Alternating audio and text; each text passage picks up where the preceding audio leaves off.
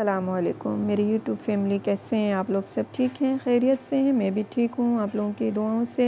इंशाल्लाह आप लोग सब भी ठीक ठाक होंगे, अपने घरों में खुश आबाद होंगे। अल्लाह आप लोगों पर अपनी रहमतें और बरकतें नाजिल फरमाएँ, आमीन सुम्मा आमीन।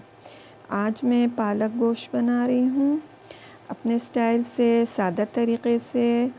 इंशाल्लाह आप लोगों को बहुत पसंद आएगी, तो ज़रूर बताइएगा और लाइक करना बिल्कुल ना भूलें। आइए स्टार्ट करते हैं। बिस्मिल्लाहिर्रहमानिर्रहीम। एक पैन में मैंने 5 चम्मच खाने के तेल डाल दिया है और ये थोड़े हीट पे आ जाए तो फिर हम इसमें 2 मीडियम साइज़ के प्याज डाल दिए हैं। आप एक प्याज भी ले सकते हैं। मैंने इसको बारीक काट लिया था और इसका कलर चेंज होने तक फ्राई करना है।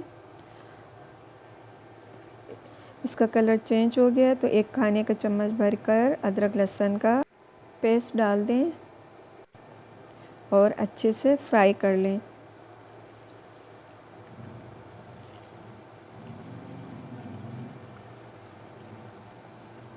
जब फ्राई हो जाए तो इसमें थोड़ा सा पानी मिक्स कर लें और इसके बाद आपने अपने इसमें मसाले शामिल करना है। हल्दी 1 चाय चम्मच, लाल मिर्ची तकरीबन 1 चम्मच से थोड़ा सा ज़्यादा और पिसा हुआ धनिया 1.5 चाय का चम्मच।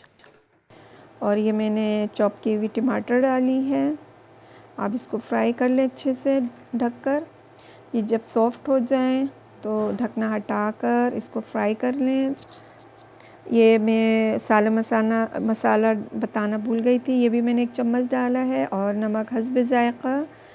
इनको अच्छे से फ्राई कर लें और जब ये फ्राई हो जाएं तो आप इसके अंदर गोश्त डालें। तकरीबन 1 पाव बकरी का गोश्त है, आप चिकन या मटन भी इस्तेमाल कर सकते हैं। ये मैंने अलग से बॉईल कर लिया था तकरीबन 70 तक और इसको फ्राई करके फिर ये मैंने तकरीबन 1.5 किलो पालक है, 1.5 किलो से कम है, थोड़ा कम होगा, तो इसको बारीक चॉप कर मैंने इसमें डालकर मिक्स करके ढक दिया थोड़ी देर के लिए और फिर इसको ढकना हटाकर अच्छे से फ्राई किया। इसको ज़्यादा पालक को ढक के न रखें, बस इतना देर रखा है कि इसका पानी छोड़ दे अपना। और ये मैंने आखिर में खुश्क मेथी डाल दिया है। इसको आप फ्राई कर लें अच्छे से।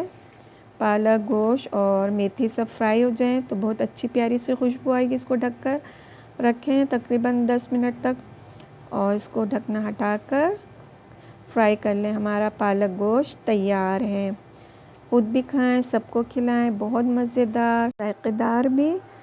अरे आपने अभी तक मेरे चैनल को सब्सक्राइब नहीं किया तो जल्दी से करें, लाइक करें, शेयर करें और अपने कॉन्टेक्ट्स में ज़रूर शेयर करें। अपनी दुआ में याद रखें। अल्लाह हाफ़िज़।